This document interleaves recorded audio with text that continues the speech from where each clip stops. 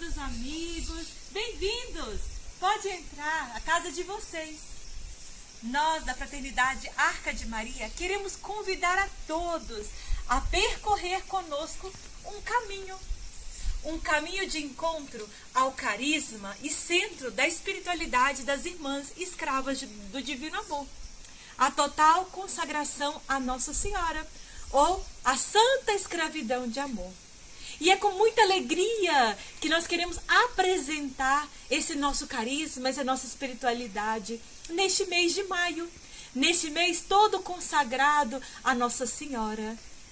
E é com alegria que quero partilhar com vocês essa pequena reflexão. A total consagração a Jesus pelas mãos de Maria, assim como nos propõe São Luís Maria Grion de Montfort, é um caminho de santificação. É também um método de nova evangelização. Sabemos bem que a Igreja, os papas, ao longo dos anos, vem chamando, vem convidando aos fiéis a uma nova evangelização. E o Papa Francisco não se cansa de dizer que necessitamos de uma igreja em saída. Pois bem, esse método, segundo São Luís, corresponde perfeitamente a esse chamado de nova evangelização. Assim como na sua natureza, porque a natureza da consagração a Jesus por Maria é a renovação das promessas e votos do nosso batismo.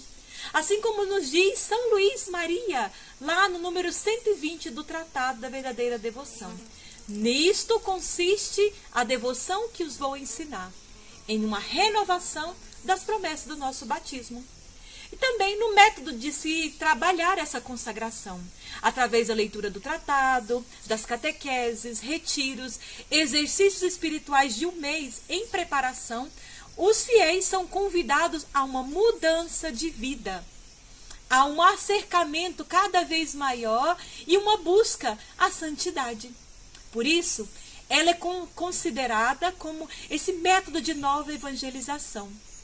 O Papa Bento XVI, em uma homilia, ele dizia que a nova evangelização também está direcionada aos fiéis batizados que não vivem o seu batismo. Por isso, nesse sábado do mês de maio, quero convidar vocês a percorrer esse caminho, assim como fez São Luís Maria Grion de Montfort. Vocês topam? Aceitam fazer esse caminho? Pois vem comigo! E para iniciarmos esse nosso momento de reflexão, gostaria de convidar vocês a invocar o Espírito Santo. São Luís Maria, no Tratado da Verdadeira Devoção, nos ensina que o Espírito Santo, quando encontra uma alma repleta da Virgem Maria, ele voa essa alma, ele se lança, derramando sobre ela seus dons e seus frutos. Vamos iniciar com essa oração, pedindo ao Espírito Santo de Deus que venha sobre nós por meio do coração imaculado de Maria. Em nome do Pai, do Filho e do Espírito Santo. Amém. Vinde, Espírito Santo, vinde por meio da poderosa intercessão do Imaculado Coração de Maria, vossa amadíssima esposa. Vinde, Espírito Santo, vinde por meio da poderosa intercessão do Imaculado Coração de Maria, vossa amadíssima esposa. Vinde, Espírito Santo, vinde por meio da poderosa intercessão do Imaculado Coração de Maria, vossa amadíssima esposa. Ave Maria, cheia de graça, o Senhor é convosco. Bendita sois vós entre as mulheres, e bendito é o fruto do vosso ventre, Jesus. Santa Maria, Mãe de Deus, rogai por nós, pecadores, agora e na hora da nossa morte. Amém. E repletos dessa graça do Espírito Santo que vem sobre nós por meio da Virgem Maria, vamos dar início a essa reflexão. Como eu dizia anteriormente, o caminho de santificação segundo São Luís Maria, ele nos leva a uma busca sincera da santidade. Ele leva o ser humano a questionar a sua vida, os desejos que tem durante a sua peregrinação desse mundo, se estão relacionados ou não com a eternidade. Nós sabemos que existe no coração do homem um desejo unânime, coincide em todos, jovens, maiores, mulheres, homens, há em todos, religiosos, sacerdotes, em todos, que é o desejo da felicidade, o desejo de uma realização plena, o desejo de uma alegria que inunda toda a sua vida. Isto é unânime a todos. Em todos nós podemos constatar este desejo. Mas o que acontece então na sociedade de hoje? O que acontece então para que o homem cada vez menos ele chegue a esse objetivo que tanto deseja? Embora o desejo seja igual, todos coincidimos nesse mesmo desejo, existem diferentes caminhos de alcançar o fim, diferentes caminhos de procurar a meta que nós desejamos, que está dentro de nós. Muitos buscam a felicidade, podemos dizer uma felicidade, entre aspas, em coisas equivocadas, em lugares errados. E acabam desperdiçando sua energia, suas vidas e mais, levando a um vazio existencial. Acredito que cada vez mais o homem da nossa sociedade, da nossa época, vive um vazio existencial. Uma busca desenfreada pelos prazeres do mundo, já sejam o dinheiro, já seja o prazer sexual, já seja o consumismo, já seja a busca da comodidade, a busca de um bem, de uma alegria que não existe, porque é a busca de uma alegria que não tem sofrimento, que não tem esforço e que não tem empenho pessoal. Então, quando buscam, vão encontrar vazios, porque por mais bens materiais, por mais prazeres que essas pessoas possam deleitar, elas vão se encontrar com um vazio de si mesmo. Um vazio que não pode ser preenchido por nada nesse mundo. E nós podemos constatar essas palavras no que diz Santo Agostinho. Santo Agostinho vai dizer que o coração do homem, o meu coração anda inquieto, até que não encontre repouso em ti, Senhor. Apenas o homem pode encontrar essa realização, esse saciar as suas inquietudes, quando se encontra com Deus. Quando preenche a vida com o todo, em maiúsculos, que é capaz de encher a nossa existência. Gosto muito das palavras do Papa João Paulo II, quando ele vai falar da Constituição Apostólica Gaudium et Spes, da plenitude do homem, da realização pessoal do homem. Ele vai dizer o seguinte, lá no número 24, o homem só pode encontrar a plenitude de si mesmo na doação sincera de si ao outro. Isso é o desejo de todo homem, doação. Mas o que acontece é que muitos procuram a via do comodismo, em que só esperam receber, em que vão aumentando cada vez mais na sua vida o egoísmo, o hedonismo, uma busca de um prazer solitário, que não sacia, muito pelo contrário, que o leva à destruição, que o leva ao desespero, que o leva à tristeza, à angústia.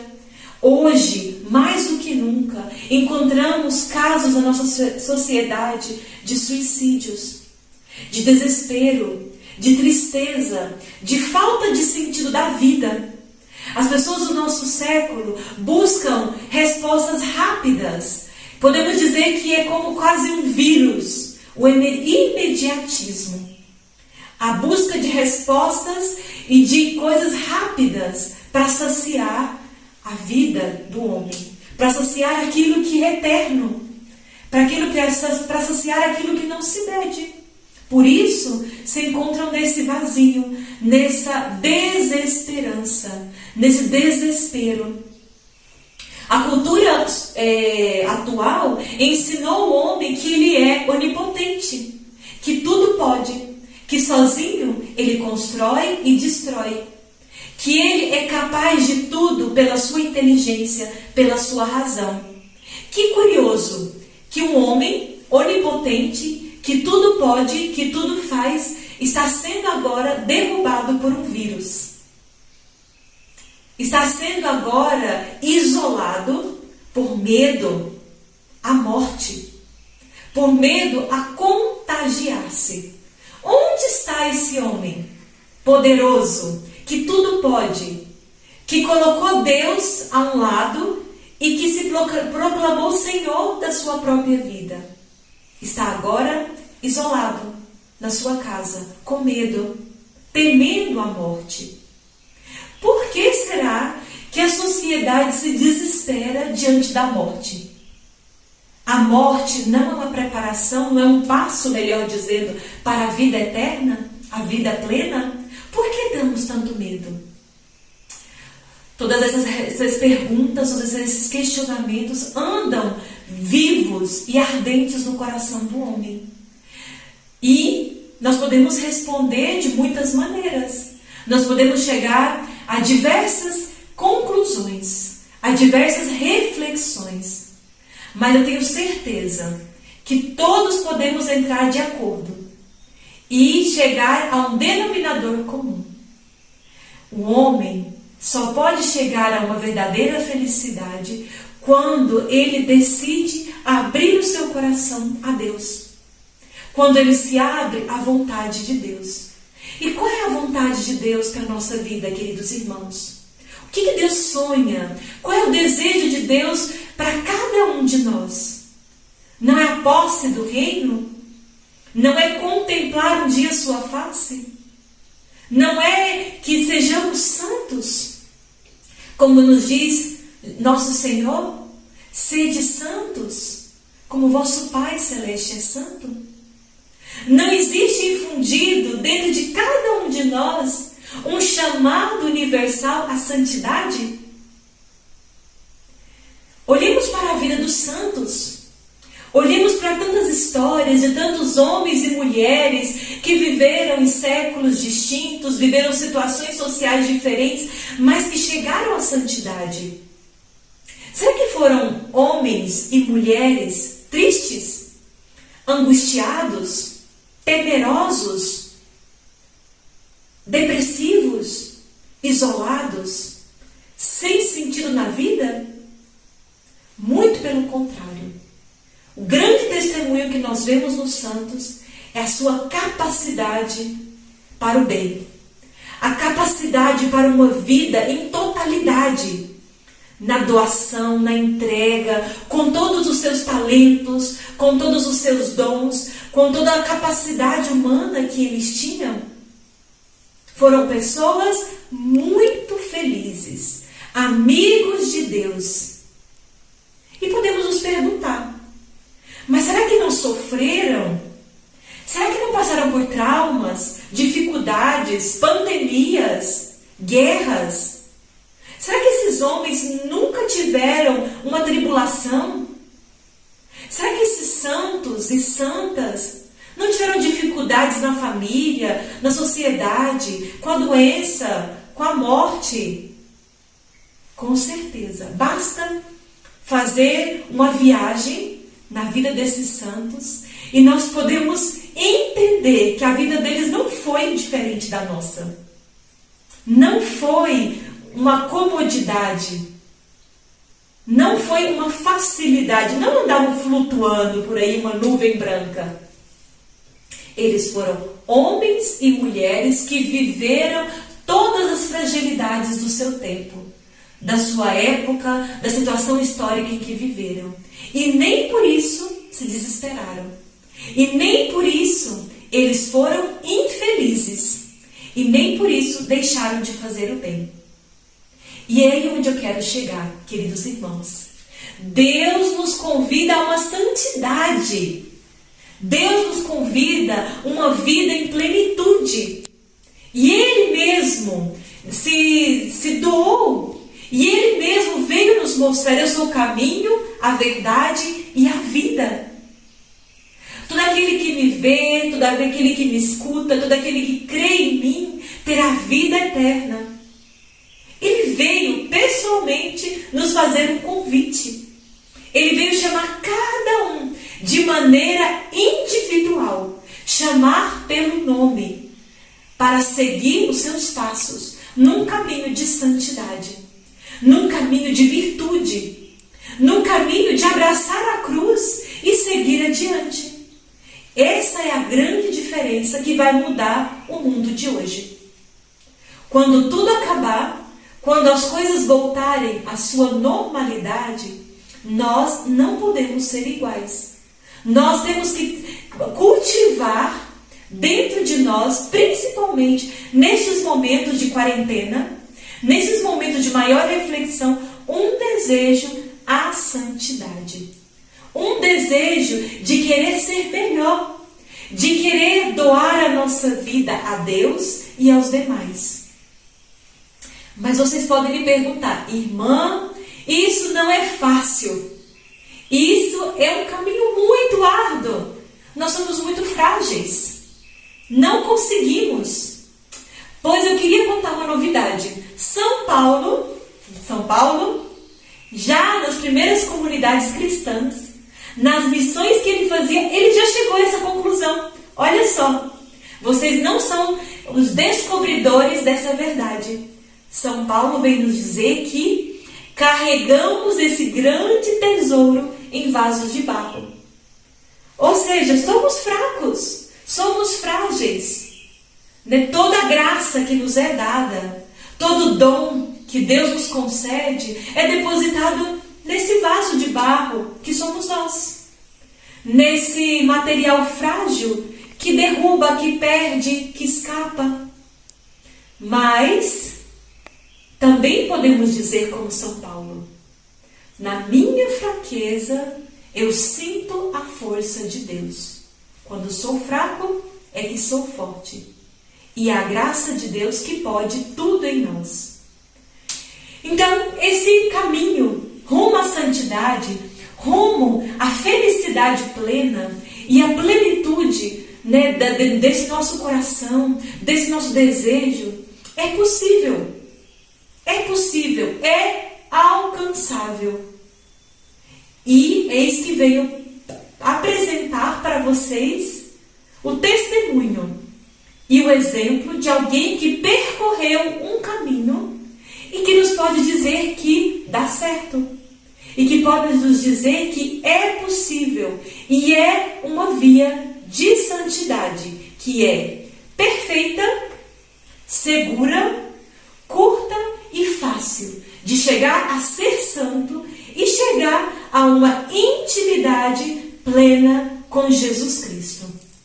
Eis que venho apresentar o caminho de santificação segundo São Luís Maria Grignon de Montfort. São Luís é um santo francês do século XVII. E ele se destacou durante a sua vida por desvendar, na sua época, um segredo de santidade. Nós podemos estudar na história da Igreja que o século XVI foi um século de ouro para a Espanha. Todos os santos da tradição espanhola, Santa Teresa d'Ávila, São João da Cruz, São João de Ávila, Santo Inácio de Loyola, se destacaram nesse século. E esse século é conhecido como o século de ouro. Para a França, o século de ouro foi o século XVII, com a vinda de muitas escolas de espiritualidade francesa. E também não poderia deixar de faltar com o nosso santo de Montfort, São Luís Maria Grignon de Montfort. São Luís, ele foi destinado pelo Papa como missionário apostólico. Então ele passou todo o seu apostolado, toda a sua vida, viajando povoados, campos, aldeias, cidades, realizando missões populares, onde ele, diretamente em contato com o povo, ajudava as pessoas a retornarem à igreja, a uma vida sacramental e uma vida de conversão plena. Ao longo dos seus anos de caminhada missionária, São Luís foi experimentando algo que ele também já havia estudado, havia visto com muita frequência no seminário, durante o seu tempo de seminário, que a devoção à Virgem Maria era um meio eficaz de ajudar as almas a voltarem a Jesus, a voltarem à igreja. Por isso, ao longo dos anos e com uma experiência, São Luís escreveu o Tratado da Verdadeira Devoção.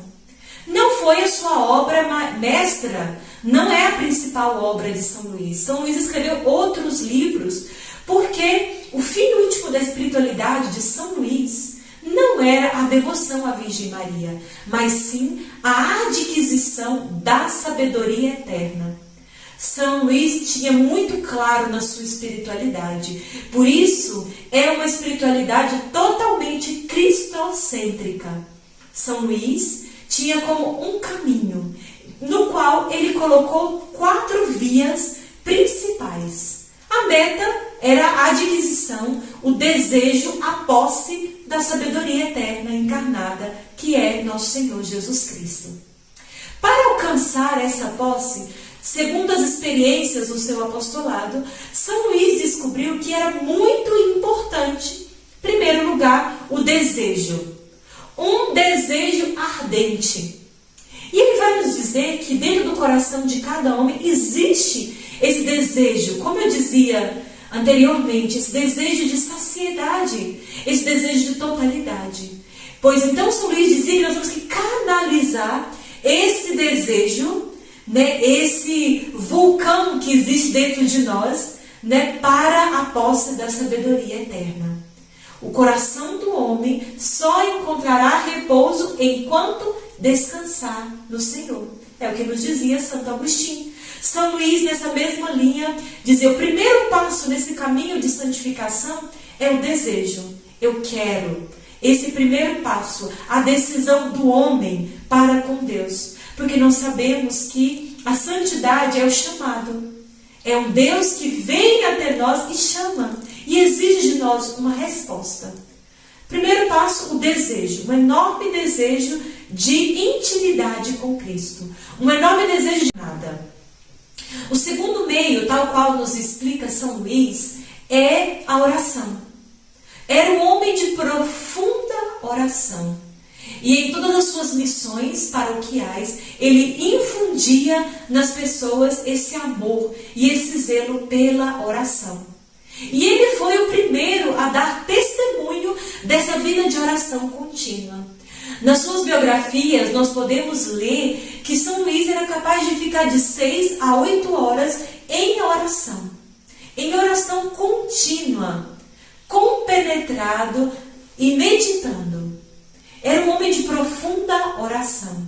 Todos aqueles que tinham contato com ele aprendiam desse santo essa vida de oração, esse zelo pelo diálogo com Deus, de estar com Deus, de caminhar, de ser amigo, de ser próximo. Podemos destacar isso muito forte na vida desse santo. Fazia imensas peregrinações para estar no santuário mariano, para estar junto ao sacrário, para poder passar aí horas e horas de profunda contemplação. Outro aspecto também muito importante na vida de São Luís é esse terceiro caminho, esse terceiro passo, esse terceiro degrau, que é a vida de mortificação.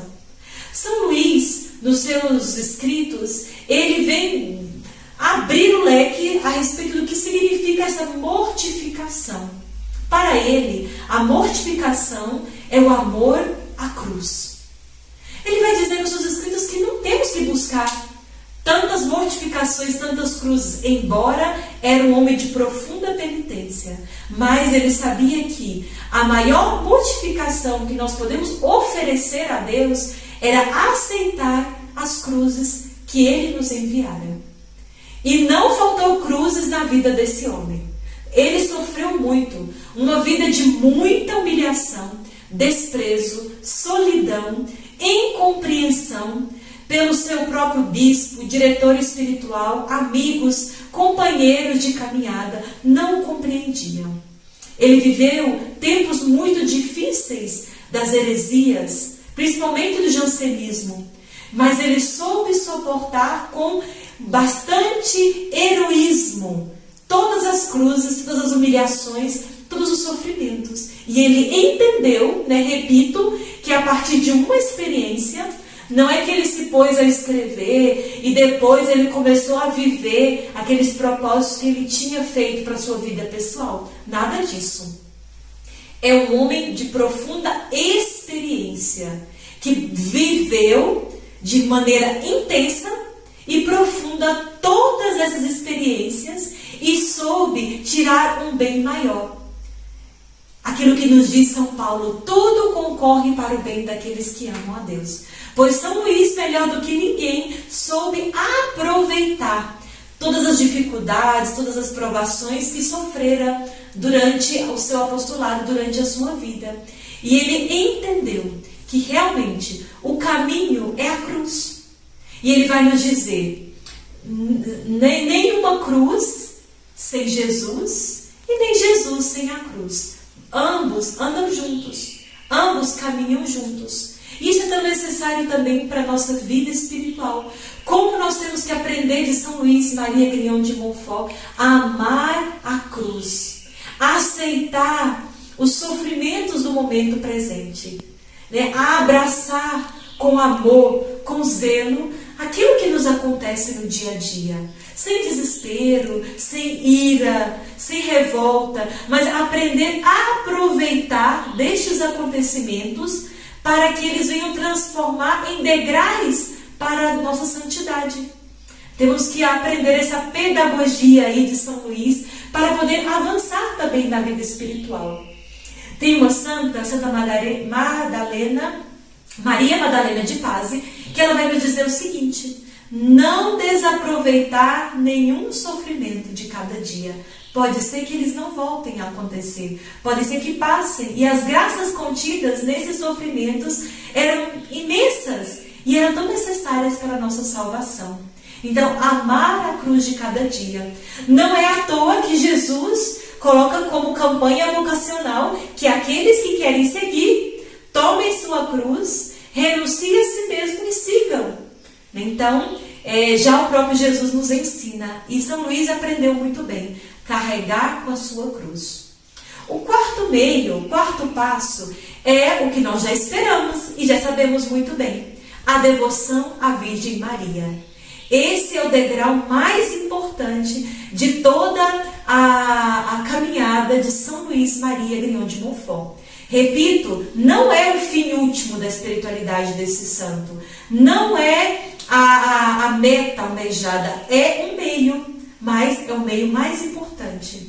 Porque nós podemos ver a história desse santo, se alguém teve a oportunidade de ler, de conhecer, vemos que era um santo de uma sociedade, um lugar cultural, onde ele nasceu, de um povo rude, um povo forte, um povo da Bretanha que trabalhava duro no seu temperamento, na sua estatura física. Era um homem forte, capaz de carregar pesos. Conta-se que na sua história, ele estando no cemitério, e vários homens tentavam mover a pedra de um sepulcro e não conseguiam. Chegou ele, moveu a pedra, todos ficaram admirados da sua força.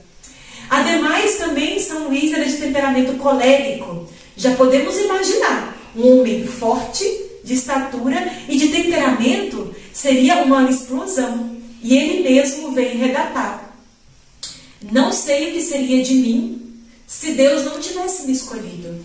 Quem sabe seria um dos piores homens da minha época. Isso dizia o mesmo santo.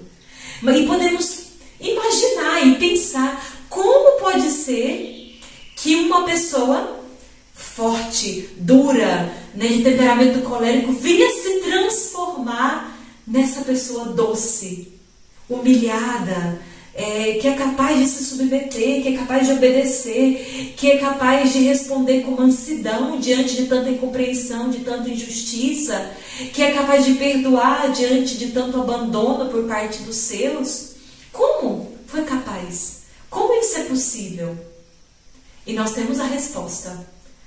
A Virgem Maria foi que transformou o coração desse homem. Por isso, quando eu digo que é um homem de experiência, ele não vai falar em nenhum momento de algo que ele teoricamente aprendeu nos livros. Como nós também podemos saber que ele foi muito tempo responsável pela biblioteca do seminário. Então, teve acesso a todos os livros de Mariologia, todos os livros que falavam da devoção à Virgem Maria, e no qual ele se entregou com muita profundidade. Mas não, ele só pode responder e de propagar, né, essa certeza a partir de uma experiência pessoal. E foi aí que ele escreveu o Tratado da Verdadeira Devoção, no ano 1712. São Luís, ele foi ordenado no ano 1700, no dia 5 de junho de 1700. Então, teve aí 12 anos para experimentar, né, para vivenciar, pouco tempo, mas de muita intensidade, de muita vivência espiritual, de muito despojamento, desprendimento nas mãos do Pai. E foi a raiz dessa experiência, a raiz dessa vivência pessoal, né, já seja ele com Deus, na sua espiritualidade, ele nas missões com o povo, ele realmente descobriu. A Virgem Maria é esse caminho que ajuda as pessoas a encontrar com Jesus Cristo. É o caminho que o mesmo Cristo quis fazer para chegar até nós. É o caminho mais perfeito, mais curto, mais seguro e fácil de chegar a Jesus Cristo, porque foi o caminho que ele mesmo utilizou. Para que vamos buscar outros caminhos? Para que vamos abrir outros sendeiros se o caminho já está aberto? Se a via já está ensinada e mostrada pelo próprio Cristo, para que buscar outro caminho? E foi então que São Luís Maria escreveu o Tratado da Verdadeira Devoção, à luz dessa experiência. E ele descobriu, né, que a Virgem Maria, na sua maternidade espiritual para com a humanidade, é um meio para chegar aos corações endurecidos das pessoas, que muitas vezes, fechadas pela sua incredulidade, fechadas pela sua ignorância, fechadas pelos seus racionamentos, não tem coração que resista à mãe. São Luís, nas suas pregações, ele era capaz de cativar a ricos e pobres, a pessoas eruditas e a pessoas analfabetas. Ele é capaz de envolver a todos na sua pregação, porque ele fazia de maneira dinâmica, porque fazia de maneira vivencial, falava daquilo que ele vivia. Isso cativava as pessoas, isso fazia com que as pessoas aderissem ao seu ensinamento. Então, durante a sua missão apostólica, durante as suas missões populares, ele ensinava a devoção à Virgem Maria. E ensinava as pessoas dos povoados, das aldeias, das cidades, a fazerem a entrega total de suas vidas nas mãos da Santíssima Virgem Maria. E nessa experiência de entrega, de vivência com a Virgem Maria, de abandono total nas suas mãos, gerou muitos frutos para toda a igreja. Gerou grandes santos para a igreja, muitos mártires. Como São Luís mesmo profetizou no Tratado da Verdadeira Devoção, estourou a Revolução Francesa. São Luís dizia no tratado que virão bestas furiosas querendo destruir esse livro. Como nós podemos interpretar essa profecia? Pois com a Revolução Francesa, como dizia. A Revolução Francesa veio para assolar e destruir todo o patrimônio da igreja, toda a fé daquele povo, destruindo igrejas, livros escritos para arraigar desde a raiz toda a fé daquele povo.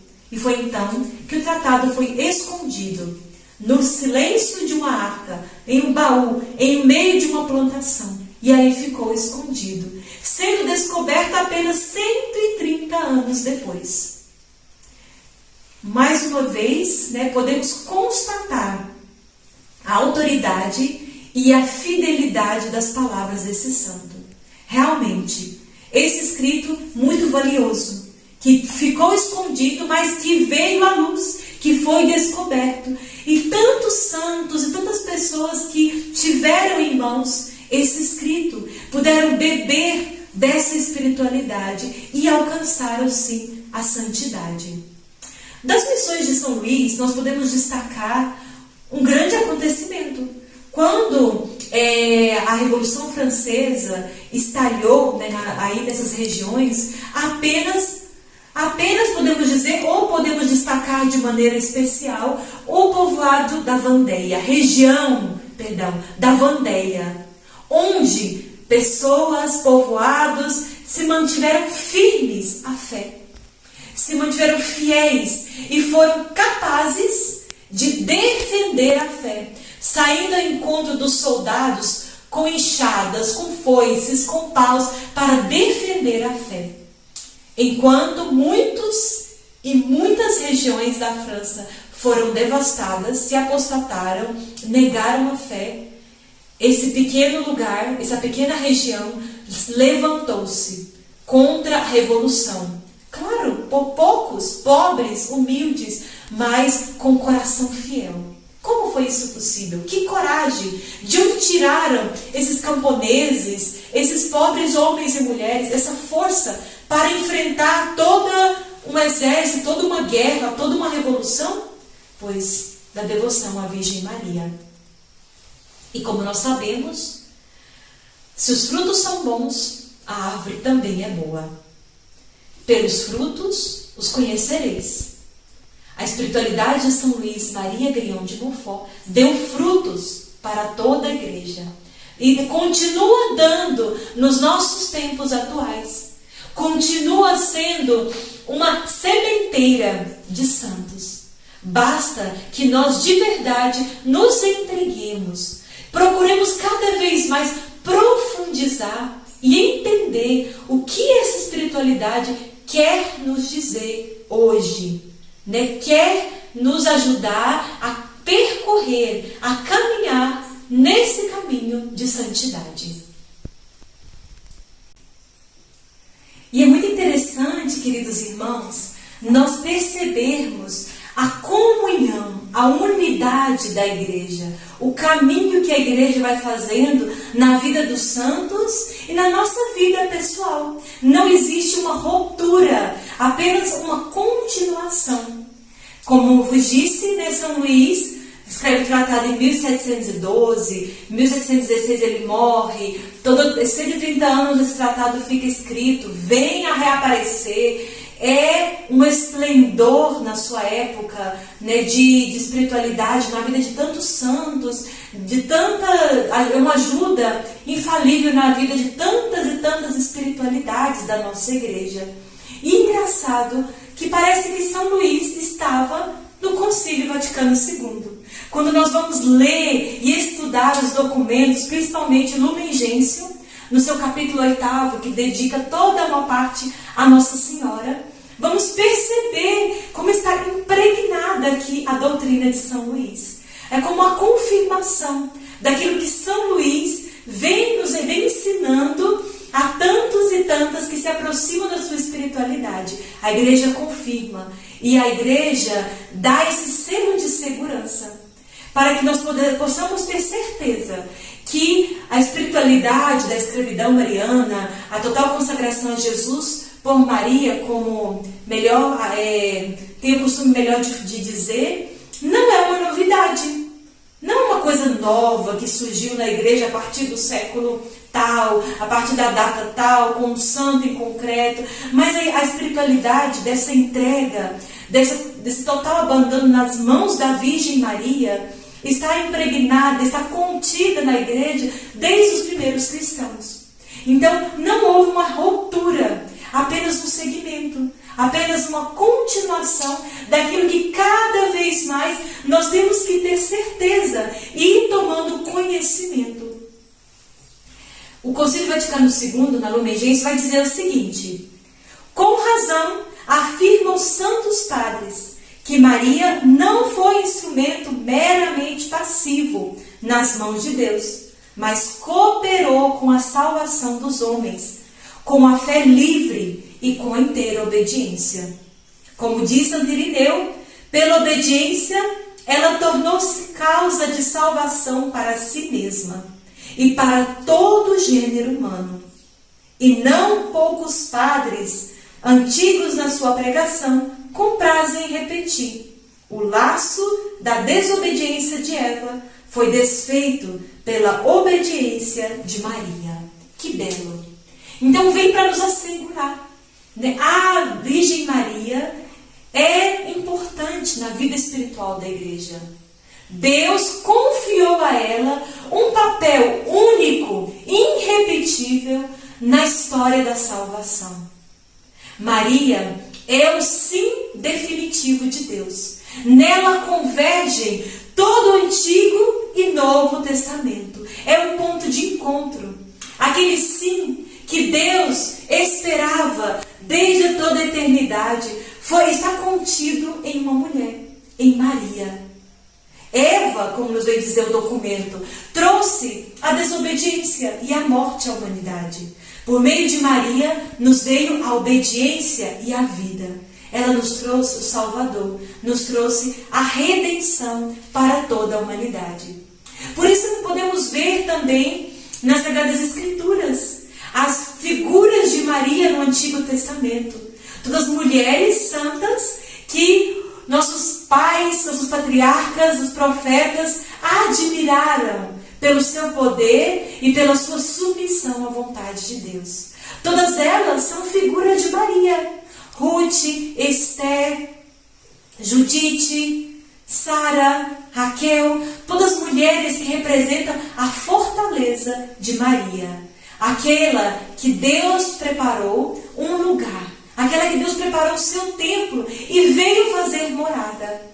Veio até nós por meio da Santíssima Virgem Maria. E é assim como São Luís começa o seu tratado. Foi por meio da Santíssima Virgem Maria que Deus quis vir ao mundo. E é por meio dela que Deus, Jesus Cristo, quer vir por segunda vez. Ou seja, Jesus Cristo veio ao mundo por meio de Maria. E é por meio dela que ele também virá por segunda vez. Não cabe dúvida, né? Não cabe questionamento. A devoção à Virgem Maria é algo querido por Deus. Essa entrega confiante e total nas mãos de uma mãe, em situação de escravo, porque aqui escravidão é sinônimo de dependência. Eu dependo todo dela. Eu me entrego totalmente a ela, porque ela é minha mãe. Porque ela vai guiar os meus passos, ela vai me amamentar, ela vai me conduzir, ela vai transformar, vai me ensinar, vai me introduzir nessa escola, que é o seu Imaculado Coração. Uma escola de santidade, uma escola de humildade, uma escola de submissão à vontade de Deus. E é essa escola que o mesmo Jesus Cristo passou. Quis ser dependente, quis ser assim, totalmente submisso à sua mãe. Porque o que pode fazer uma criança, um bebê de colo? Nada. E Jesus Cristo quis ser dependente, como um bebê, como uma criancinha, totalmente dependente da sua mãe, que sua mãe amamente, que sua mãe o cuide, o troque, o ame. E assim é como nos ensina qual é a nossa situação de escravo. Deve ser uma situação de criança, de bebê abandonado nas mãos de sua mãe. Porque quando nós dizemos a Maria, totus tus, ela também vai dizer a nós, assim como nós somos todos teus, ela também se faz toda nossa. Ela se entrega num gesto de carinho, de cuidado.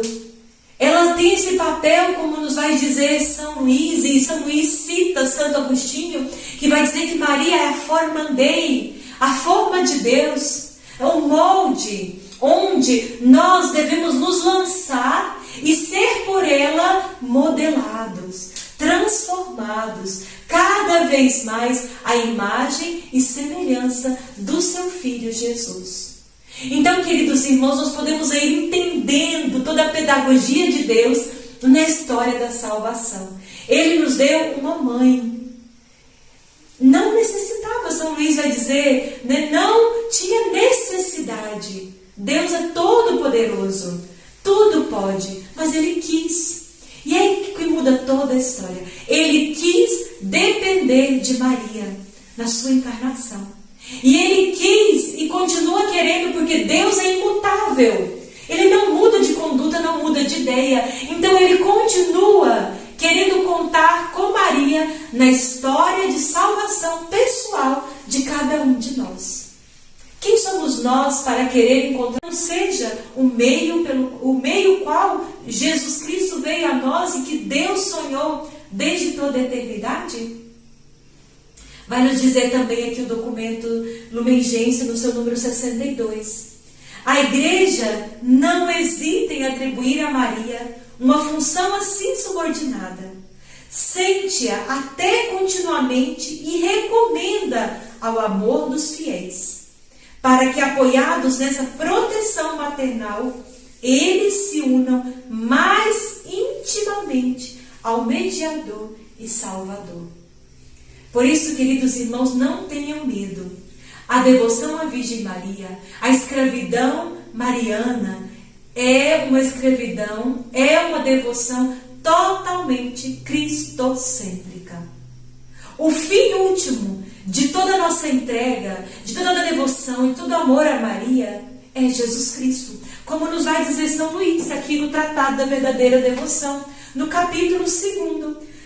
Ele vai dizer que o fim último, onde ele vai apresentar as 5 verdades fundamentais para que possamos abraçar a verdadeira devoção, é que o fim último dessa devoção é Jesus Cristo.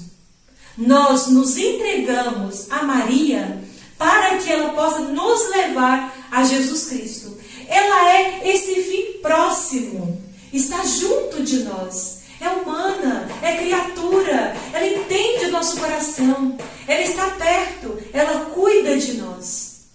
E nós, por conseguinte, entendemos nela um caminho, um meio, um método de encontrar a Jesus Cristo.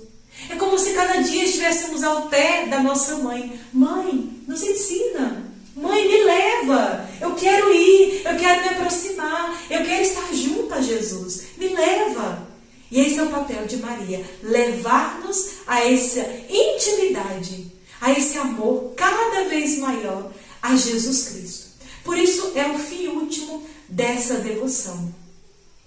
Todos os consagrados à Virgem Maria entram nessa escola de amor, nessa escola de imitação das virtudes da Santíssima Virgem Maria.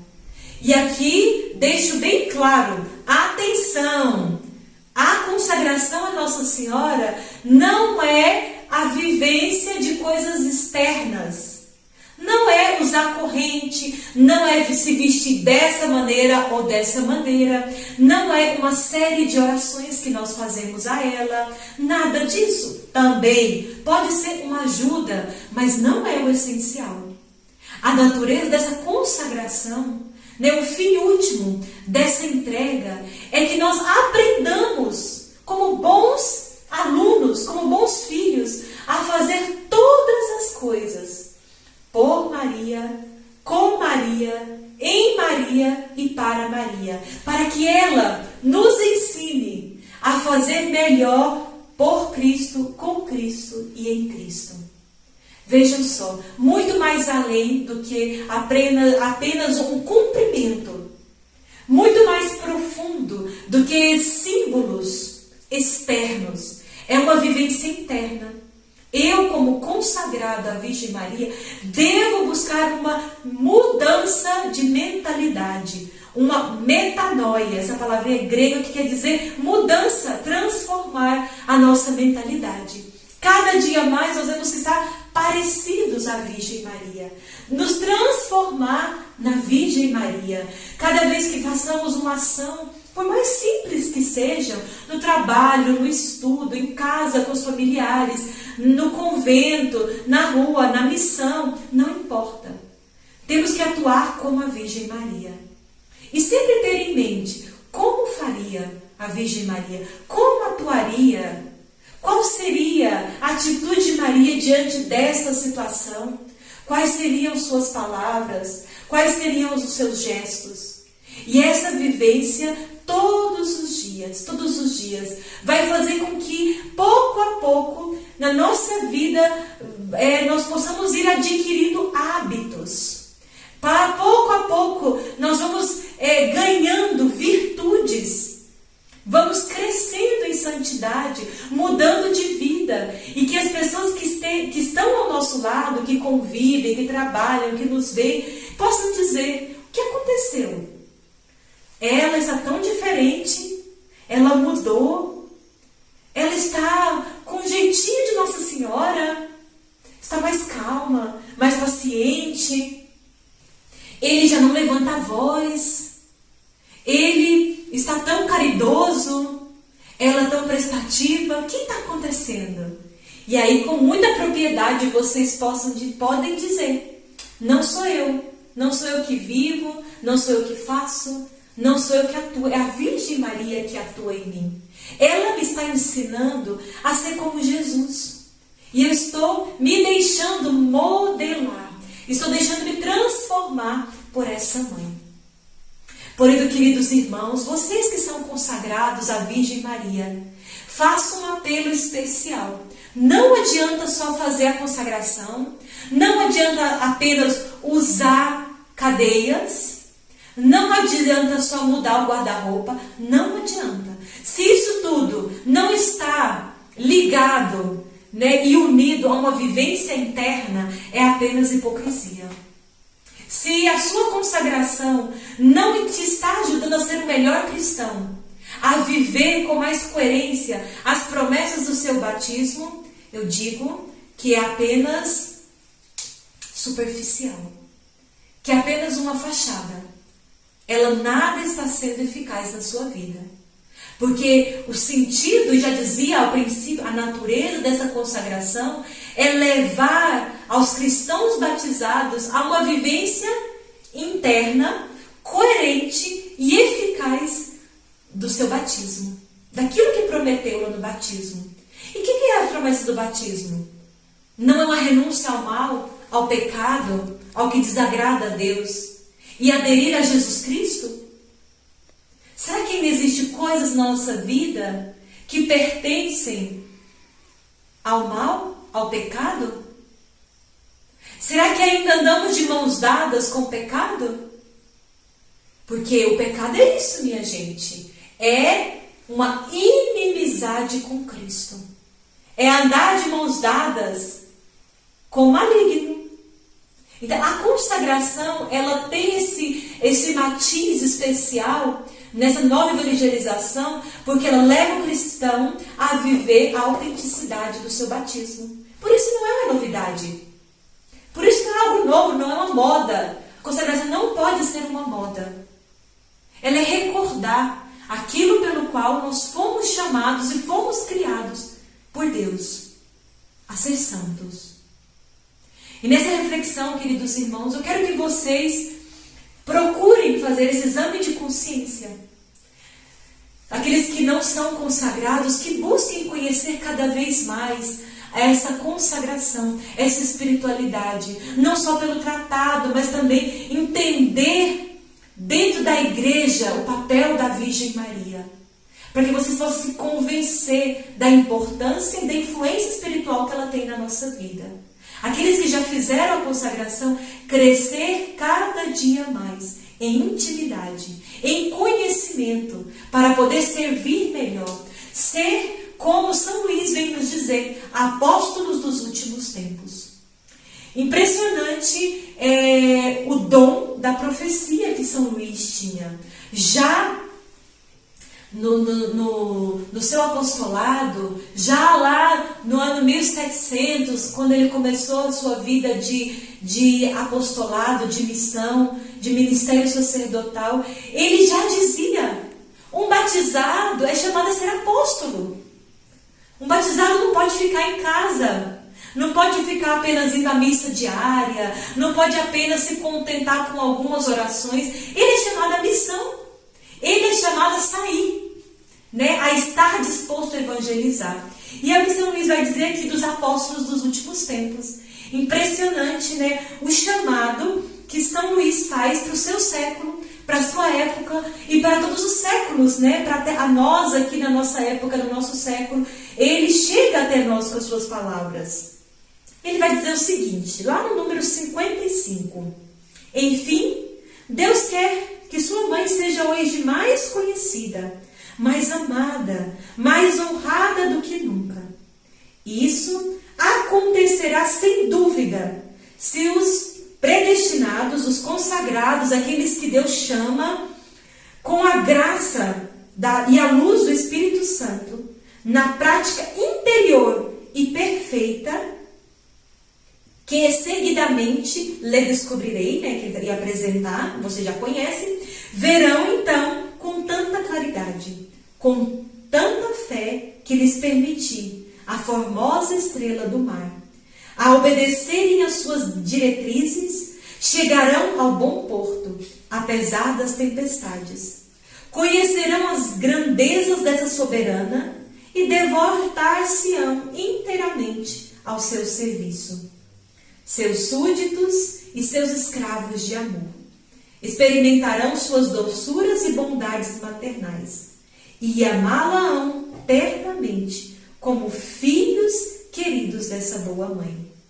Conhecerão as misericórdias de que ela é cheia. Recorrerão sempre a ela em todas as suas atividades, como sua querida advogada e medianeira. Compreenderão que ela é o meio fácil, curto, perfeito de ir a Jesus Cristo. E a ela se entregarão de corpo e alma, para serem assim e para pertencerem a Jesus Cristo. Que belo, né? Como essas palavras são vivas para nós hoje. E esse chamado que São Luís fazia lá em 1712, ele faz a nós. Faz a você que é consagrado, que vive essa espiritualidade, que procura cada vez mais profundizar e trazer na sua vida prática. Você é convidado a se abandonar nas mãos dessa terna Senhora. Bom, e chegando ao fim dessa reflexão, né, eu gostaria de fazer uma última sessão muito importante e bela. Não sei se vocês já meditaram na fórmula da consagração. Com certeza, quem já fez a consagração já recitou uma e espero que mais vezes, né, porque todos os anos somos chamados a renovar a nossa consagração. Mas a própria fórmula da consagração é uma inspiração de Deus a São Luís. E ele vai mostrar todo o resumo dessa espiritualidade contida na fórmula da consagração. Eu convido a vocês a fazer esse recorrido, nesse ato de consagração, fazendo assim a sua renovação, fazendo assim a sua entrega. Nela, São Luís vai falar de 5 partes. A primeira parte, São Luís faz um louvor a Jesus Cristo, né? A quem está direcionado. Ele é o fim último e é o objeto de desejo e de anseio de São Luís, a sabedoria eterna encarnada. Então São Luís faz aqui nessa primeira parte essa exultação, esse gozo, esse louvor à sabedoria. Como ele bem começa a fórmula: ó sabedoria eterna e encarnada, ó amabilíssimo e adorável Jesus, verdadeiro Deus e verdadeiro homem, Filho unigênito do Pai eterno e da sempre Virgem Maria, Adoro-vos profundamente. Então São Luís aqui faz um ato de adoração, de louvor. O fim último de toda essa entrega é a sabedoria eterna encarnada. É Jesus Cristo. E é por Ele que eu me entrego a Maria. É para adquirir a posse. Por isso eu adoro, por isso eu vos louvo. Por isso São Luís não cansa de repetir que quer se entregar a Maria para ser o fiel escravo de Jesus Cristo. Na segunda parte, São Luís vai reconhecer a nossa incapacidade do bem, a nossa infidelidade ao nosso batismo, a nossa fraqueza. São Luís é consciente da fraqueza humana. Muita gente deixa de fazer a consagração porque diz: eu não sou capaz, eu não sou digno. Gente, São Luís já sabia disso. Né? Ele já sabia disso quando propôs essa espiritualidade. Justamente para você que é fraco, infiel, débil, inconstante, né, que tem tantas dificuldades, é para você essa consagração. Quem de nós não é? A nossa condição humana já nos torna frágil. A concupiscência, o pecado que nós carregamos desde a nossa concepção, traz essa mancha, traz essa fragilidade. Então, quem de nós está preparado? Quem de nós é digno? Ninguém. Por isso que nós temos que entrar na escola. Por isso que temos que recorrer à ajuda da Virgem Maria. E São Luís vai dizer o seguinte: entretanto, ai de mim, criatura ingrata e infiel, não guardei os votos e promessas do batismo. É essa consciência de trazer esse tesouro da graça em vasilhas de barro. Reconhecer. É necessário que nós reconheçamos a nossa fragilidade. Não podemos estar cheios de orgulho, de soberba, pensando que somos bons ou capazes. Temos que reconhecer: sou fraco, mas a misericórdia de Deus é muito maior que a minha fragilidade. Então, a terceira parte justamente é esse convite. Pronto, sou fraco, não estou cumprindo as promessas do batismo, sou inconstante, estou desperdiçando essa graça na minha vida. Então, o que eu vou fazer? Vou me jogar de uma ponte? Nada disso, ninguém faça isso. Eu vou recorrer a Maria. Então, a terceira parte é isso: recorrer a Maria, reconhecer ela como essa medianeira, essa intercessora, essa mãe, esse instrumento dado por Deus a cada um de nós. Recorro, pois, à intercessão e à misericórdia de vossa Mãe Santíssima, que me destes por medianeira junto de vós, e por intermédio dela espero obter de vós a contrição e o perdão dos meus pecados. E aí faz todo um louvor à Virgem Maria. Nessa terceira parte, né, a reconhecer que ela vai me ajudar, reconhecer que ela pode me introduzir, que ela pode me modelar. Então eu sou feliz com ela. Ave, pois, Maria Imaculada, ave, Rainha do Céu, ave, seguro refúgio dos pecadores. Exaltar, reconhecer os privilégios de Deus na vida dela.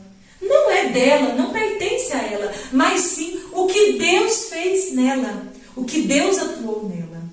E a quarta parte é essa entrega. Pronto, eu já sei a quem entregar, eu já sei o que fazer, então me entrego.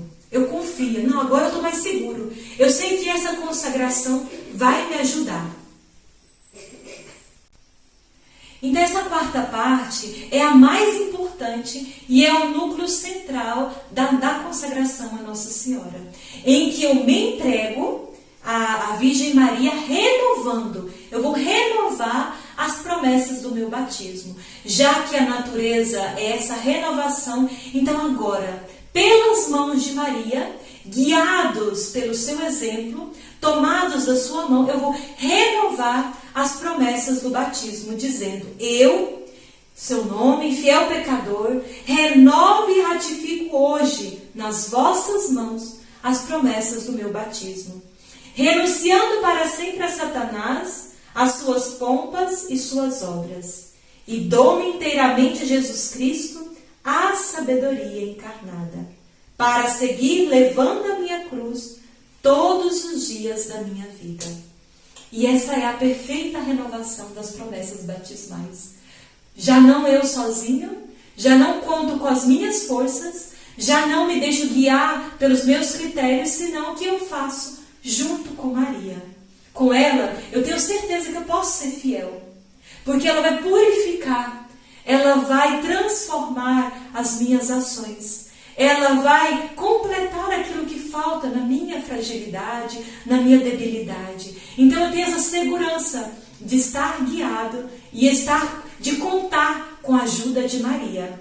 E por último, a quinta parte da consagração é essa oferta. Eu me considero esse escravo de amor. Sou todo teu. Recebe, mãe, toda a minha vida, os meus bens materiais, espirituais, interiores e exteriores, corpo, alma, todos os bens, tudo é vosso. Tudo que tenho vos pertence, ó mãe. Tudo é vosso. Eu faço a entrega total da minha vida. Com as seguintes palavras: recebei, ó benigníssima Virgem, essa pequenina oferta da minha escravidão, em união, em honra da submissão, que a sabedoria eterna quis ter a vossa maternidade, em homenagem ao poder que ambos tendes sobre este pequeno e miserável pecador. E aí, vamos entregando toda a nossa vida. Sim, somos pequenos, sim, somos frágeis, mas agora já não estamos sozinhos. Temos uma mãe, temos uma companheira de caminho. E não por ela mesma que vai nos conceder, mas pelos privilégios que Deus concedeu. Pela a missão que Deus concedeu à Virgem Maria. Ela vai nos guiar e vai nos acolher em seu coração maternal, como filhos muito queridos que dependem dessa boa mãe. Irmãos, vamos chegando ao fim então desse nosso encontro, desse nosso momento de reflexão. Vamos terminar oferecendo à Virgem Maria nossas vidas, que ela possa estar recebendo esse nosso desejo de fidelidade, esse nosso desejo de santidade, de caminhar cada dia mais na sua presença. Entreguemos a ela a nossa vida e a nossa consagração, nesse desejo de renovar, nesse desejo de começar de novo. Vamos então concluir esse momento cantando essa música como nossa oração, como expressão do nosso amor e do nosso carinho para com ela. Sobre teu olhar, ó Mãe, eu devo sempre caminhar nos momentos de incerteza. Ao teu coração me achegar com teu Filho Jesus. É teu desejo me formar em meio às tristezas e à cruz. Teu amor vem me animar na luz dos teus olhos. Encontro a força para prosseguir na pureza do teu abandono, na prontidão do teu sim, do teu servir. Lembrai que vos pertenço, terna Mãe, Senhora nossa. Guardai-me, defendei-me, como coisa própria vossa. Lembrai que vos pertenço, terna Mãe, Senhora nossa. Guardai-me, defendei-me, como coisa própria